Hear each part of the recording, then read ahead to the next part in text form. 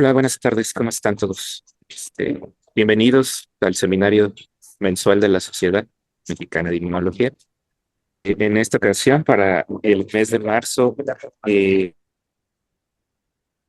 un seminario coordinado por el Comité de Equidad, Inclusión y Diversidad, que bueno, aquí están justamente pues, los integrantes del mismo, el doctor Otoniel Rodríguez, la doctora Patricia Ayeli Alba Murillo y la doctora Lupita, ya se me perdió la doctora Lupita López Robles. Entonces, bienvenidos a todos, y pues les cedo la palabra, doctores, para que pues, nos hagan favor de presentar a nuestros invitados, nuestros ponentes de hoy. Muchas gracias. Bueno, buenas tardes. Muchas gracias. Una disculpa porque tengo problemas con la cámara, no la puedo prender, no sé qué ha pasado. La prendo y si no se ve. Pero bueno, parece que el audio está funcionando bien. Bueno, entonces, el día de hoy tenemos dos conferencias. De mi parte, me voy a permitir hacer la presentación de la primera ponente. La primera ponente es la doctora Sonia Mayra Pérez Tapia.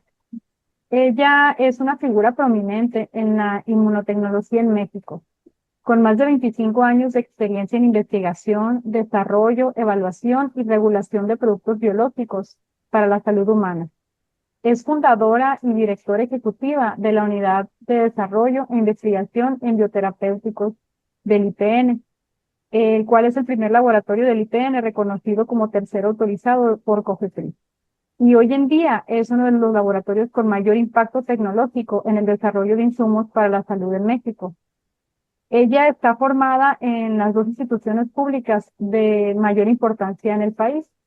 La doctora Pérez Tapia es química farmacéutica bióloga por la Facultad de Química de la UNAM y doctora en ciencias en inmunología por la Escuela Nacional de Ciencias Biológicas del IPN. La doctora Pérez Tapia es profesora investigadora titular C de tiempo completo en el IPN a nivel licenciatura y posgrado. Profesora de inmunología aplicada desde hace más de 25 años en la UNAM. Durante su trayectoria académica ha formado a más de 90 estudiantes y publicado 136 artículos científicos en revistas de alto impacto. Es inventora de una patente nacional con explotación comercial y concesiones activas en México, Estados Unidos y más de 43 países.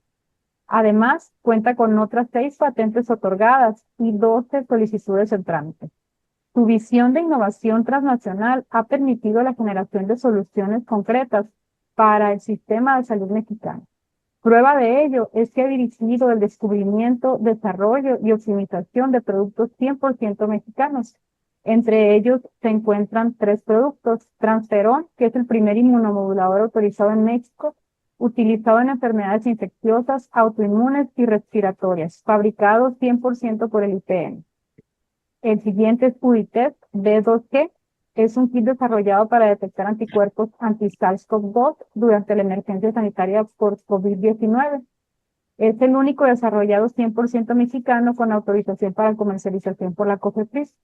Y también está el anticuerpo terapéutico anti-PD1. Es la primera transferencia tecnológica exitosa del IPN a la industria farmacéutica nacional, actualmente en desarrollo clínico para tratamientos oncológicos. Ha sido reconocida por Forbes como una de las 100 mujeres más poderosas en México en 2020 y 2021. Actualmente lo lidera el proyecto CAR-T México, una iniciativa estratégica en colaboración con la Secretaría de Salud, la Secretaría de Economía y el INCMNSZ, orientado a la introducción de terapias celulares avanzadas en el país. Asimismo, es una impulsora clave de fortalecimiento del marco regulatorio en biotecnología, participando activamente en el diseño y revisión de normativas como la NOM 177. Hay un micrófono abierto por ahí, de Carlos Angulo. Ahí está, gracias. Y formando parte de los diversos cuerpos técnicos de COFEPRIS, entre ellos el Comité de Insumos para la Salud, el Consejo Científico y el Comité Técnico de Evaluación de Terceros Autorizados, así como los comités biotecnológicos y ensayos biotecnológicos de la FEUM. Ha representado a México ante la WIPO y la CIPO como experta en propiedad intelectual. Asimismo, forma parte del Consejo Directivo de la Fundación INCIDE, del Comité Ejecutivo de MECBIO y forma parte del Consejo Honorario Promotor Hecho en México, de la Secretaría de Economía. Pues como vemos, la doctora Pérez Tapia tiene una gran trayectoria y tenemos el honor de contar con su presencia el día de hoy con la conferencia titulada de la inmunología básica a los bioterapéuticos, experiencia en innovación biotecnológica mexicana. Le damos la bienvenida. Muchas gracias, doctora. Muchísimas gracias, muchísimas gracias. Buenas tardes a todos. Es un placer estar con ustedes. Prometo hacer una versión mucho más resumida del currículum porque pues ahora tengo menos tiempo para platicar con ustedes, pero agradezco profundamente la invitación y la oportunidad de poder compartir en este mes tan especial que, que tenemos en marzo, ¿no? Entonces, tengo escasos 15 minutos en los cuales me gustaría pues sembrarles algunas inquietudes que aprovecháramos para mantener un diálogo y para contarles un poco de mis experiencias sobre el desarrollo de bioterapéuticos. Ustedes saben, afortunadamente yo he tenido la gran bendición de poder combinar grandes pasiones en mi vida, una que es el desarrollo de fármacos, otra la farmacología y por supuesto la inmunología. Yo formé como inmunóloga, pero es importante que ustedes sepan que antes de eso yo empecé mi carrera científica como farmacóloga y siempre me gustó la regulación sanitaria. Entonces, mezclado todo eso, pues me ha permitido participar activamente en el desarrollo de bioterapéuticos y esta diapositiva me gusta mucho para posicionarlos a todos en la situación en la que vivimos actualmente. Creo que nosotros, esta generación, particularmente todos los que estamos aquí, estamos siendo pues partícipes y estamos siendo observadores activos, no solamente observadores, sino partícipes de la revolución en la farmacología que se está dando a nivel mundial. Nosotros empezamos a ver proteínas terapéuticas ya como productos farmacéuticos y ahorita estamos viendo terapia celular, terapia génica y vienen muchas otras cosas más combinadas que nos ha permitido ver y aprender que muchos de los hallazgos que se realizan en el laboratorio pues terminan siendo utilizados por la población o por los pacientes. También algo que me gusta compartir es cómo se ha ido volviendo más complejo el desarrollo de productos o de insumos para la salud. Y esa complejidad obliga a que haya una suma de talentos y que haya un equipo multidisciplinario atrás de cualquier desarrollo. No es lo mismo desarrollar una aspirina que desarrollar un anticuerpo terapéutico y mucho menos una CAR-T. Y entonces se necesitan conocimientos de fisicoquímica, farmacológicos, biológicos, terapéuticos, clínicos, reguladores, administrativos, desarrolladores, financieros, para poder llevar un producto desde el laboratorio hasta el mercado.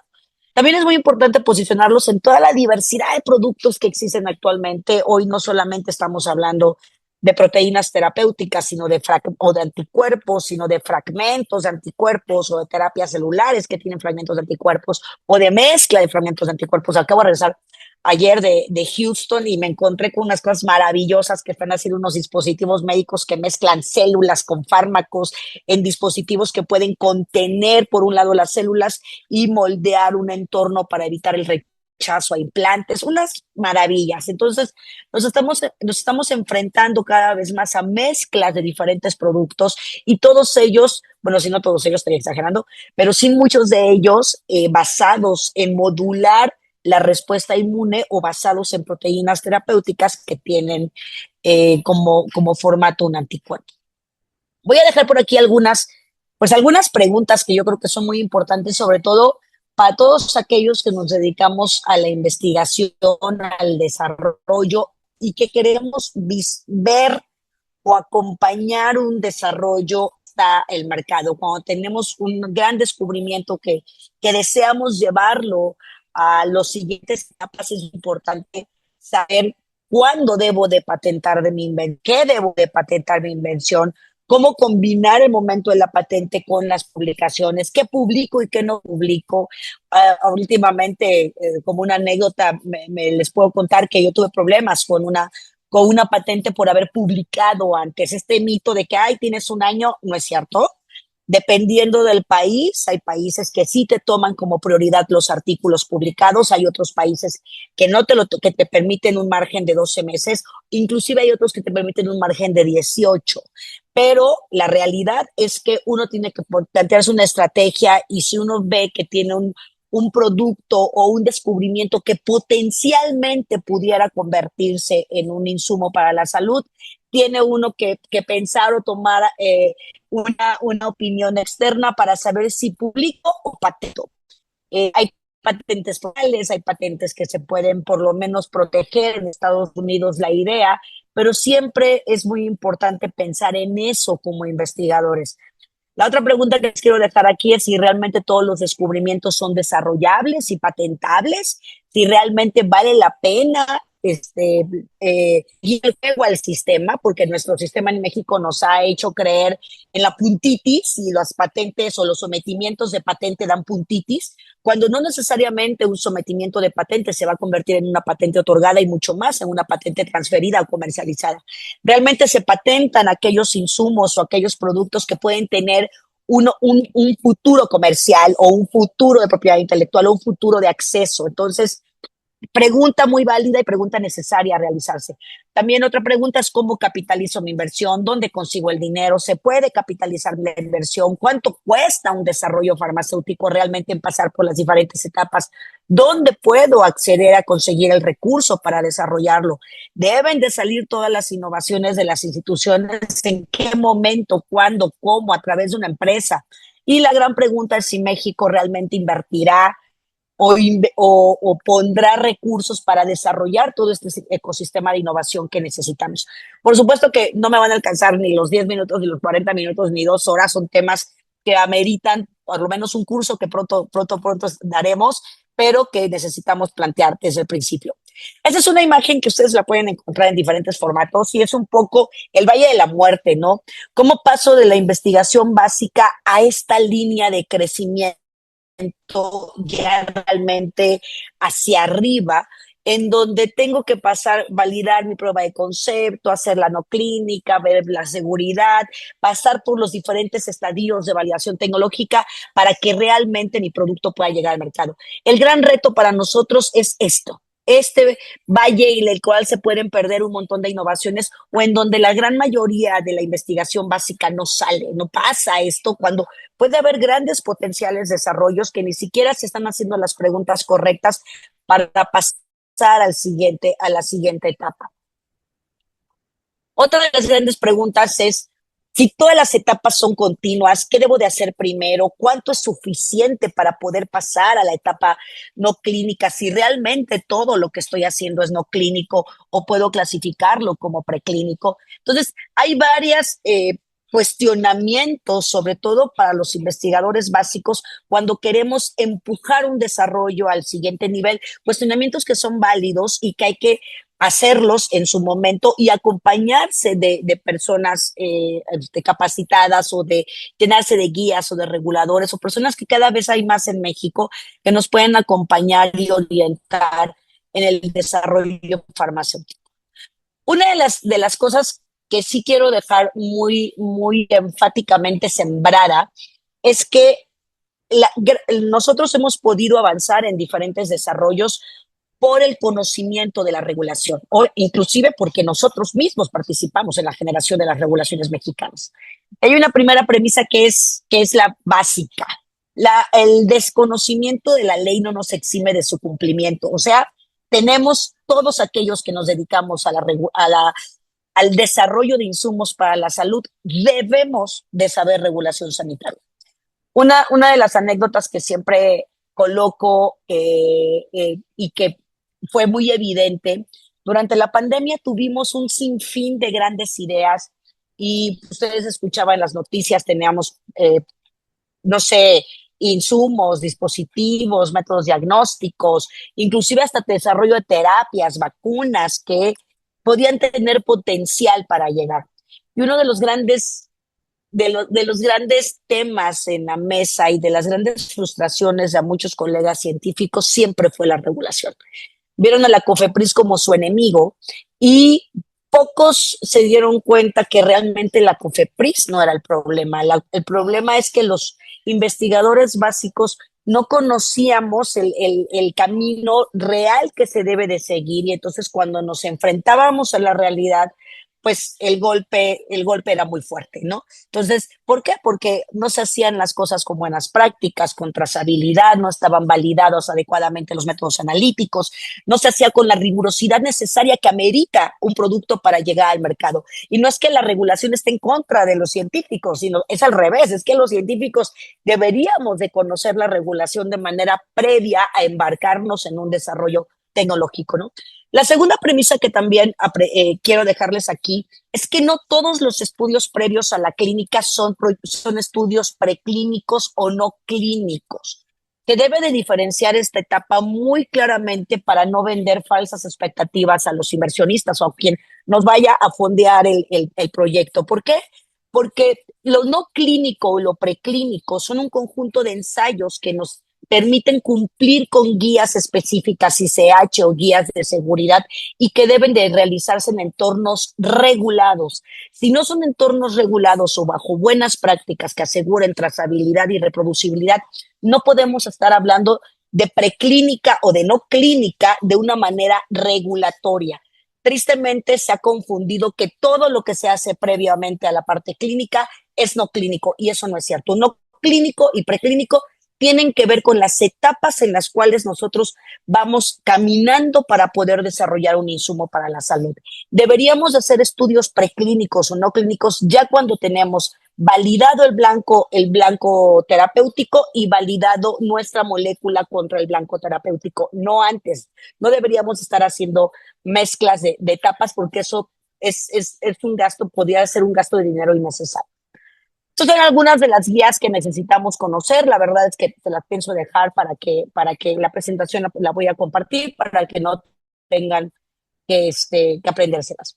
Una de las cosas que es importante contarles como historia, porque al final todo es un aprendizaje, es la historia de este producto. Transferón oral es un producto bastante, yo siempre digo que es una historia única e irrepetible en los institutos o en México. ¿Por qué es única y irrepetible? Porque Transferón caminó de la mano de la investigación y caminó de la mano con la generación de regulación sanitaria en México, además de ser de los primeros productos 100% desarrollados en nuestro país y además de ser uno de los productos desarrollados 100% en un instituto público de nuestro país. Entonces, es una historia típica, atípica y creo que no se va a repetir porque afortunadamente hoy ya la regulación sanitaria es mucho más clara, hoy hay una mayor sensibilidad hacia el qué se debe de hacer primero antes de comercializar. Sin embargo, ha sido un producto que nos ha permitido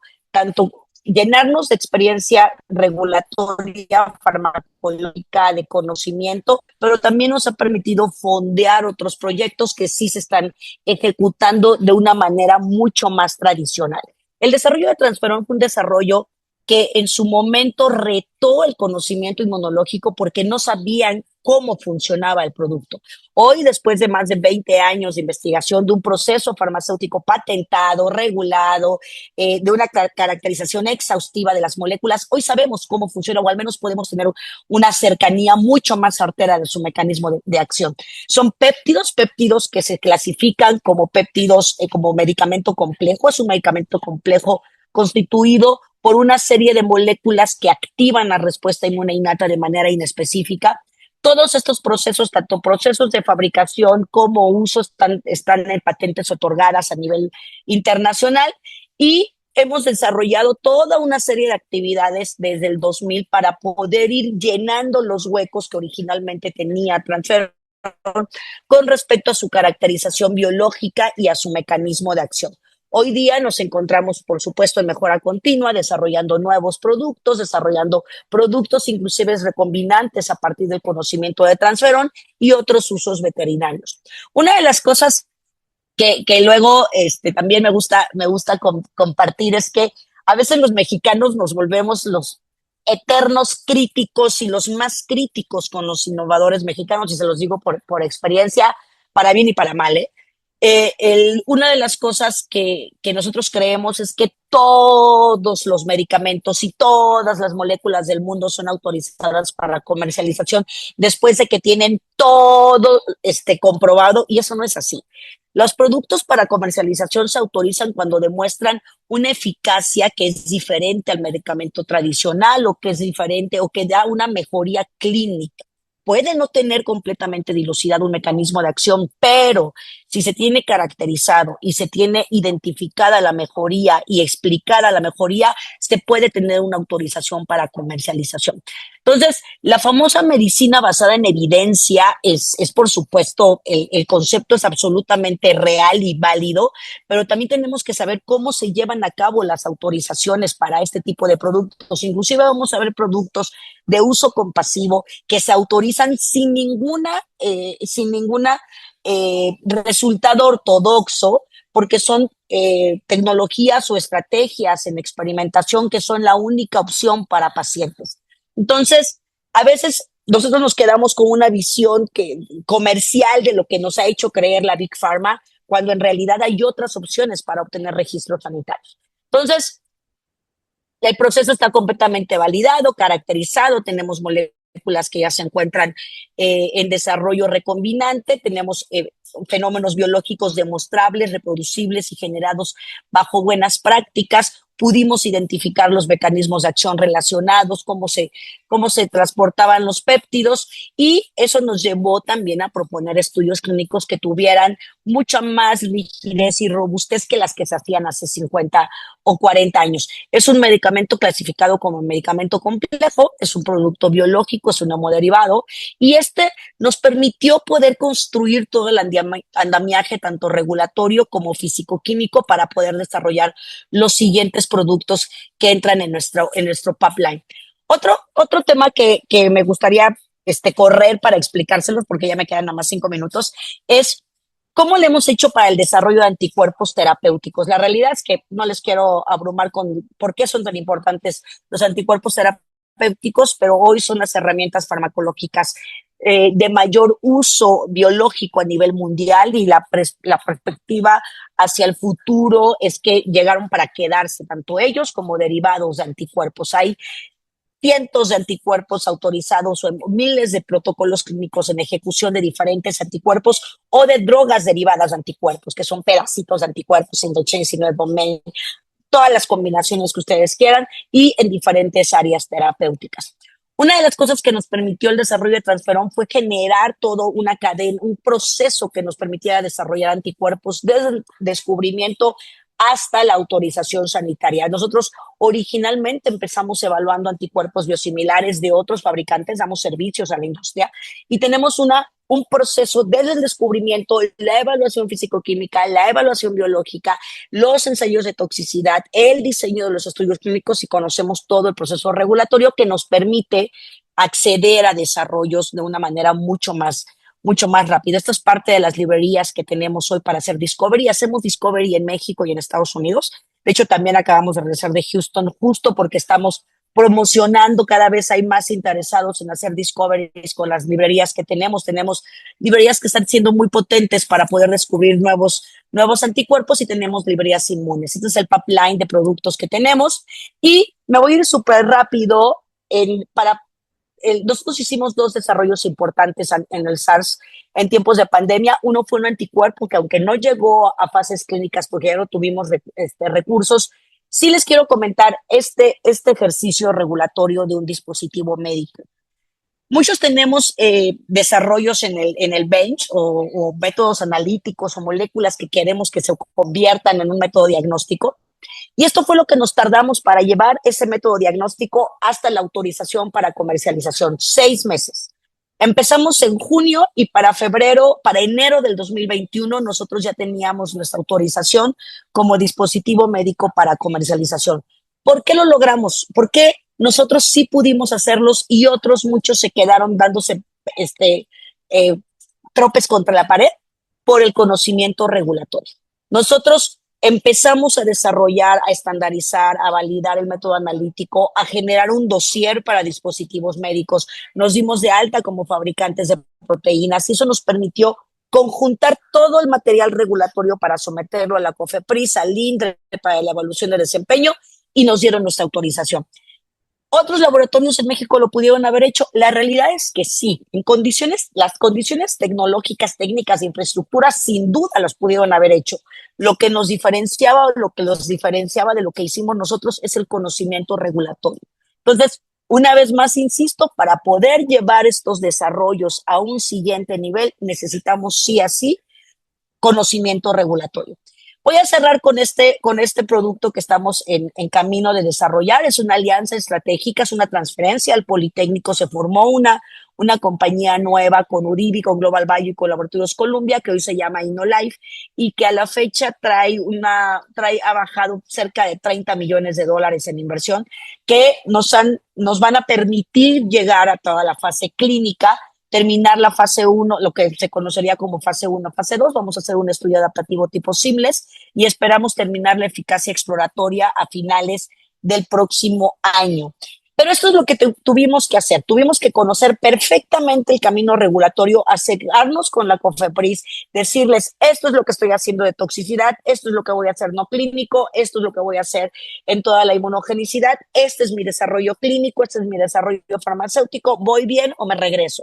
Entonces, cuando uno establece una comunicación con un lenguaje regulatorio con la entidad normativa, es mucho más fácil el proceso porque hablamos un mismo lenguaje y le otorgamos la información, los reportes y sobre todo en el formato de buenas prácticas, que es como ellos aseguran la reproducibilidad y la calidad del producto. Este producto pues ya hizo toda la farmacovigilancia primaria, secundaria, estamos por entrar a fases clínicas, hicimos todos los ensayos tanto en animales como en monos, la toxicidad, la farmacocinética, y actualmente estamos desarrollando los próximos anticuerpos, que son 10 específicos, los cuales los vamos a subir al caminito que ya sabemos. Entonces, esto es nada más un resumen de lo que quería yo mostrarles, las patentes que tenemos, los fondos que hemos bajado, definitivamente para poder llegar un producto innovador o nuestros hallazgos de inmunología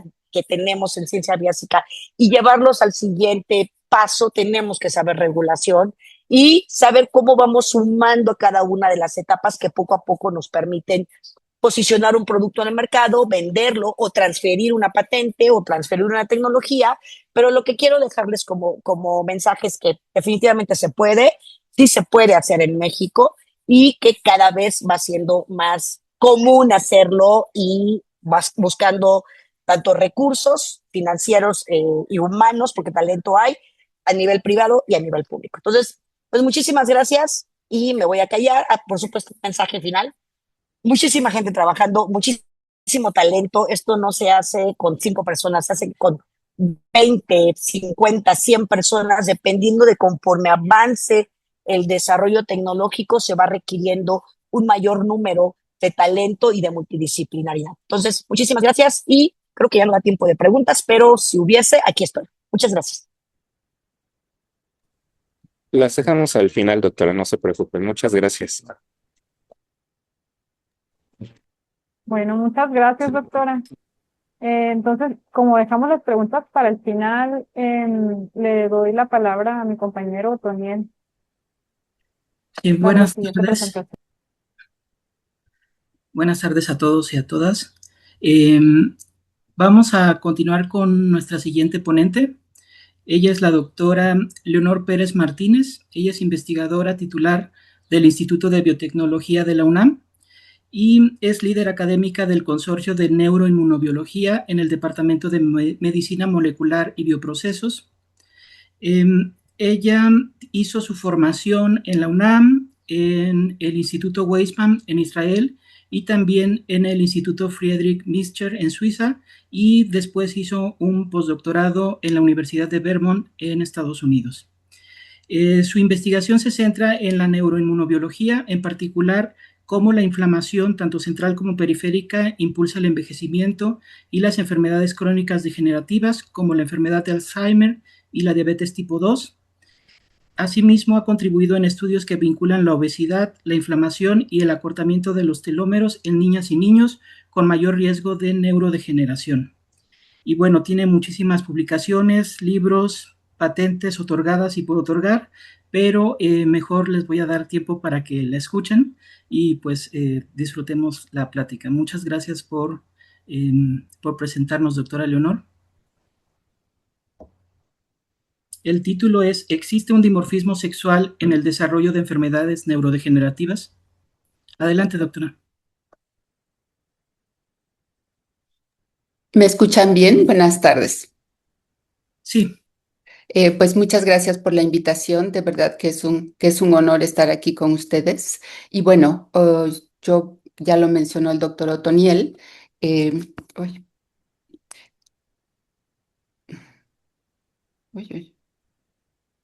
Bueno, como mencionó el doctor Otoniel, yo codirijo el Consorcio de Neuroinmunobiología en el Instituto de Biotecnología de la UNAM, junto con el doctor Gustavo Pedraza.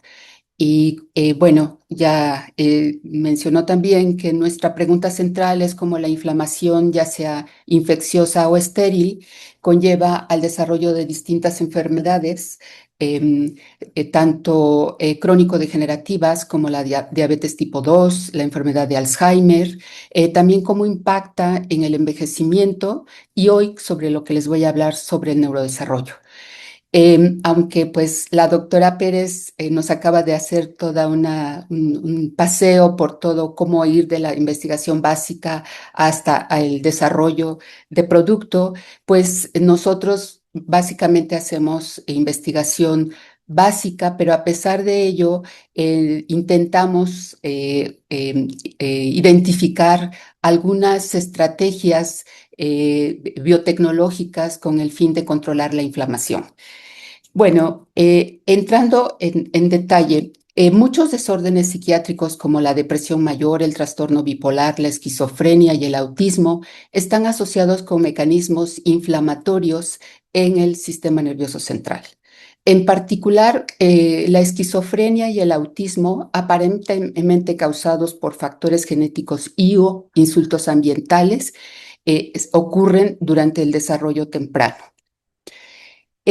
Y dentro de estos trastornos del desarrollo temprano, pues están los evidentemente se definen como neurodesarrollo, que son un conjunto heterogéneo de discapacidades y o condiciones originadas por alteraciones en el desarrollo del sistema nervioso central que resulta en cambios en el comportamiento. Y pues hay una gran variedad de este tipo de discapacidades como trastornos mentales, trastornos del aprendizaje, el trastorno del espectro autista, el trastorno por déficit de atención e hiperactividad, discapacidad intelectual, etcétera. Su origen, pues, es multifactorial. Hay componentes genéticos y en recientes años también se ha asociado con ciertas condiciones ambientales. Y dentro de estas ambientales se ha asociado con la activación inmune materna. ¿Qué quiero decir con esto? La activación inmune materna resulta de una infección en etapa gestacional, en un cierto periodo crítico del desarrollo. Esta infección puede ser un resultado de una infección viral, bacteriana o parasitaria, que induce pues una activación del sistema inmune. Se acompaña con una tormenta de citocinas proinflamatorias que se ha asociado directamente con afectaciones en el neurodesarrollo.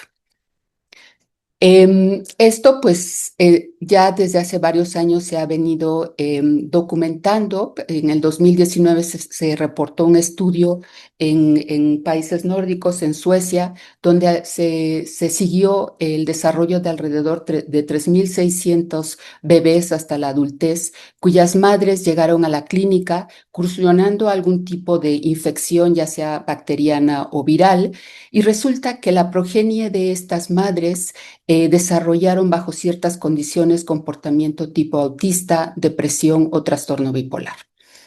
Y precisamente ustedes deben conocer que como consecuencia de la pandemia por SARS-CoV-2, se ha documentado que la enfermedad de COVID-19 aumenta el riesgo de trastornos del desarrollo hasta al 16.3%.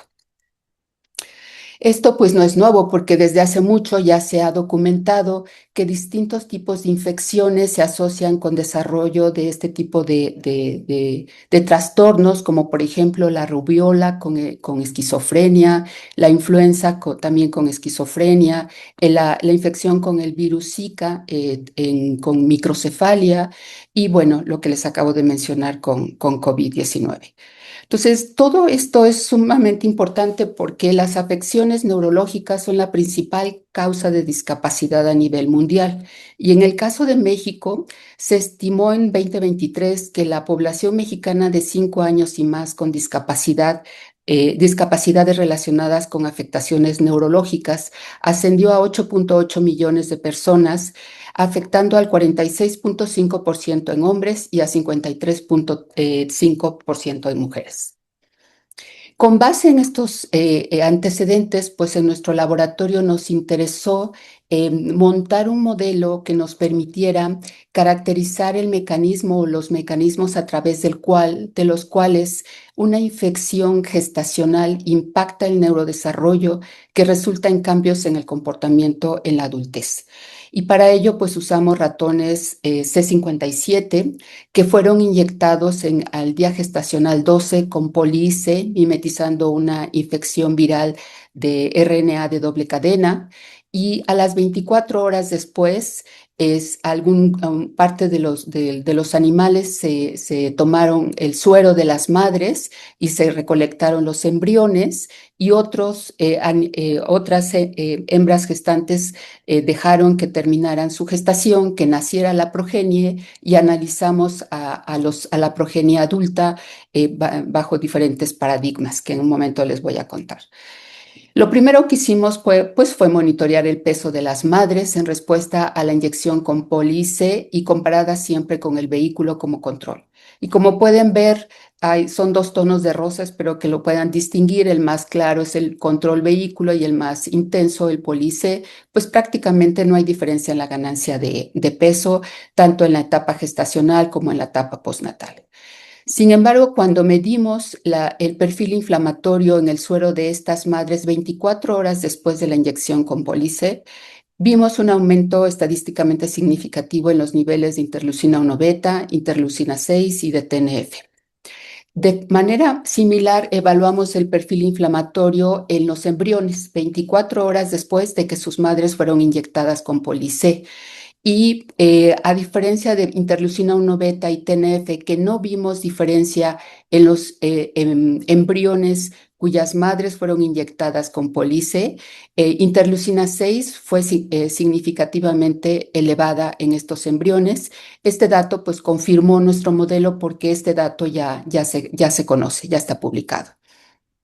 También monitoreamos el peso de la descendencia postnatal y pues aunque hubo una tendencia en el caso de las hembras a una mayor ganancia de peso, cuyas madres, que provienen de madres inyectadas con poli-IC, alrededor de los 3 meses prácticamente tuvieron el mismo peso que las controles. Los machos sí no mostraron ninguna diferencia en esta ganancia de peso.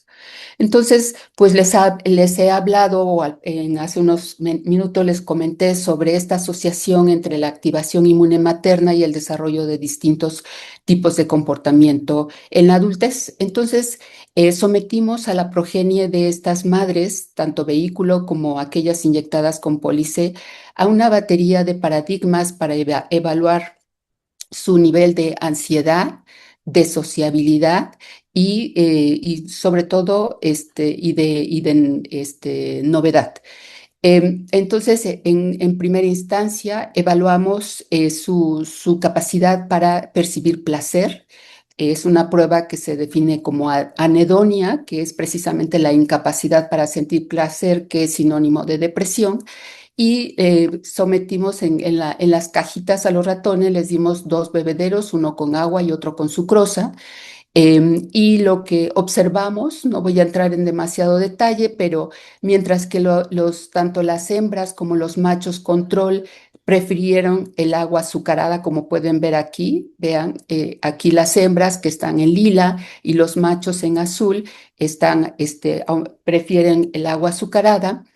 Las hembras cuyas madres inyectaron con Poli-C también se comportaron igual que los controles. Sin embargo, los machos sí disminuyeron su preferencia por el agua azucarada. Y esto se ve más claramente aquí, mientras que las hembras no tuvieron diferencia entre vehículo o aquellas inyectadas con Poli-C. Los machos cuyas madres inyectaron con Poli-C disminuyeron su preferencia por la sucrosa. Esto quiere decir que muestran un cierto nivel de depresión.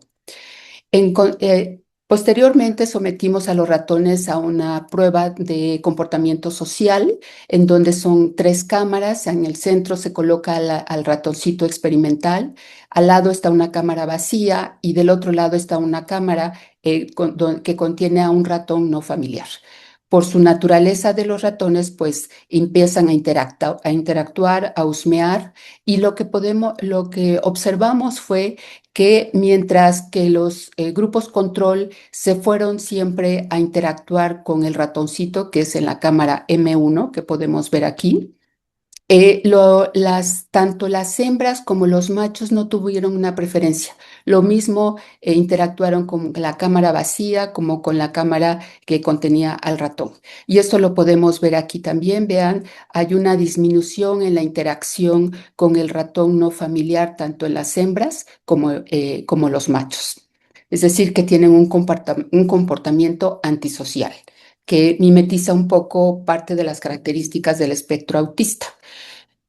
Posteriormente, a la cámara que estaba vacía se le incluyó un nuevo ratón y se le dejó el ratón que ya conocían, con el que ya habían interactuado, de tal forma que este es un ratón familiar y ahora el nuevo es uno desconocido, no familiar, y que por su naturaleza van a intentar interactuar.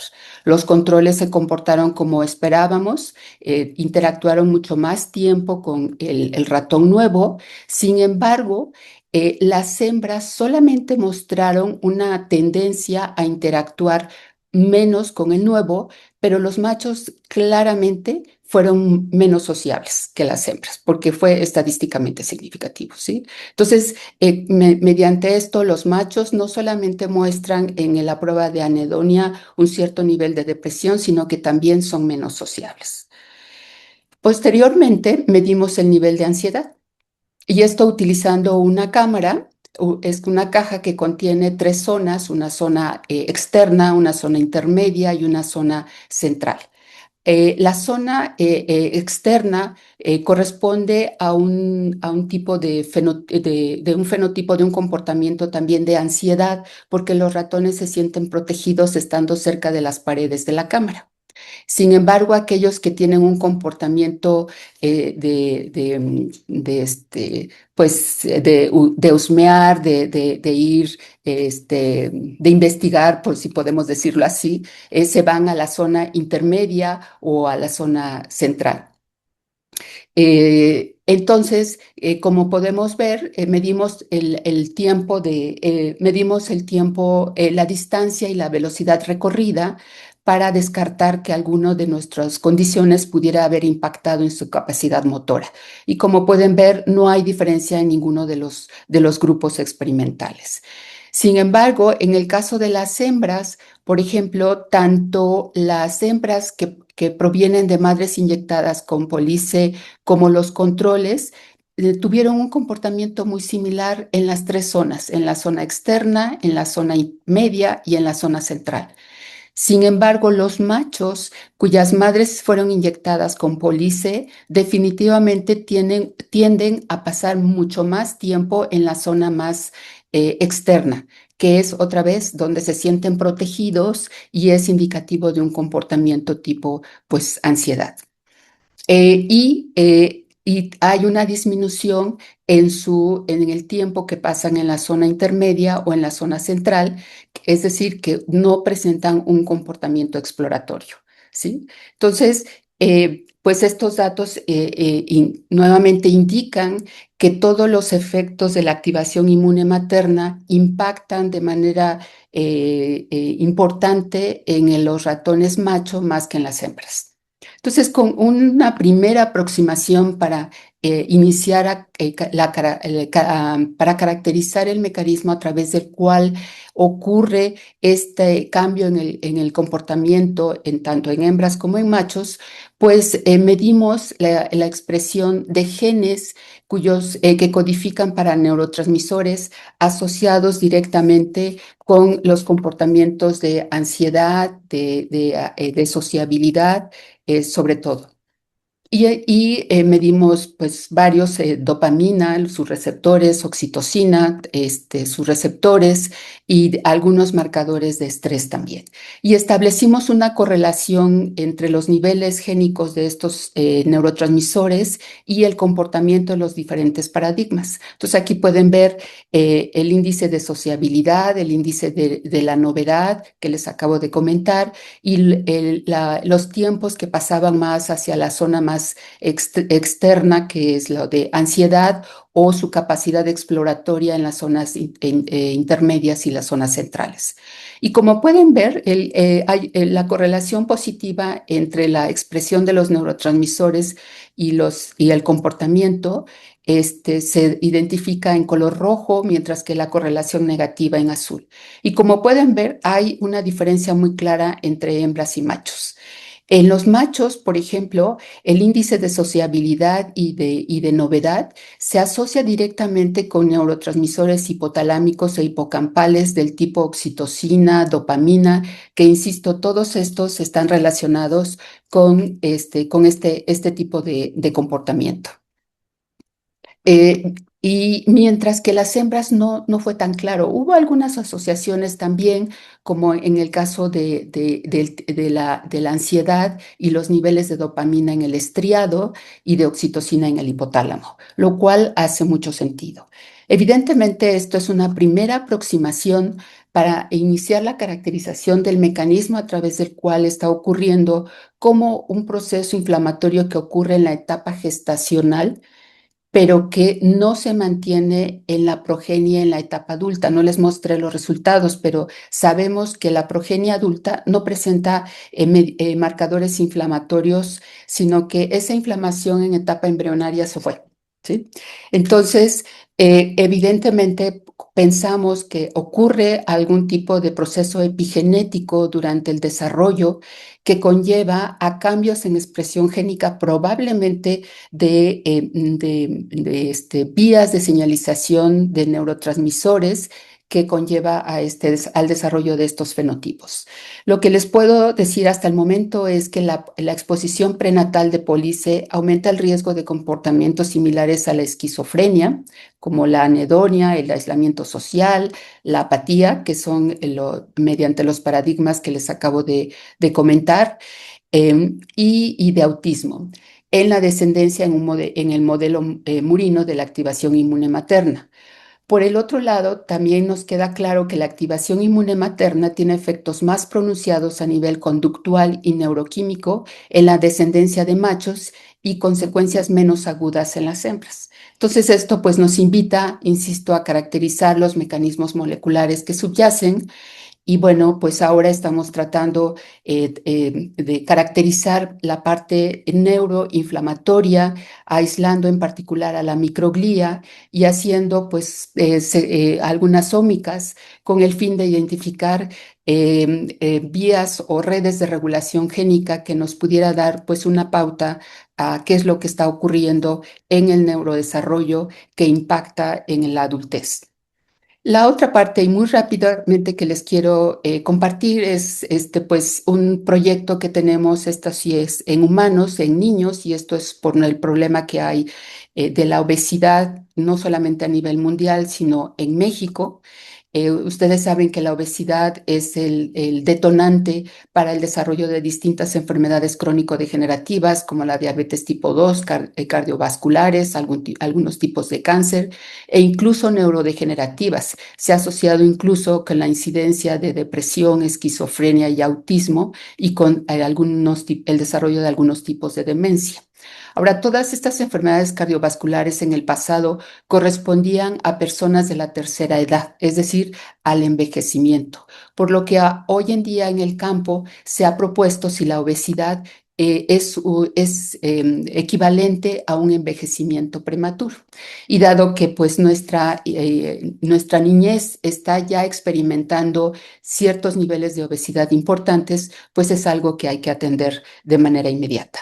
Entonces, con esto en mente, nosotros hace unos años hicimos un estudio en una corte de 180 niños de 8 a 10 años y midiendo como marcador de envejecimiento la longitud telomérica, ¿sí? Y lo que observamos, lo hicimos en niñas y niños, y lo que observamos que, en efecto, los niños con cierto nivel de obesidad presentan una disminución en la longitud absoluta de sus telómeros. Eso no pasa en las niñas, ¿sí? A pesar de que tener un cierto nivel de obesidad. Por el otro lado, observamos que la actividad física sí previene esta disminución en la disminución en la longitud de telómeros, pero principalmente en niñas. En niños no se vio ese efecto tan claro.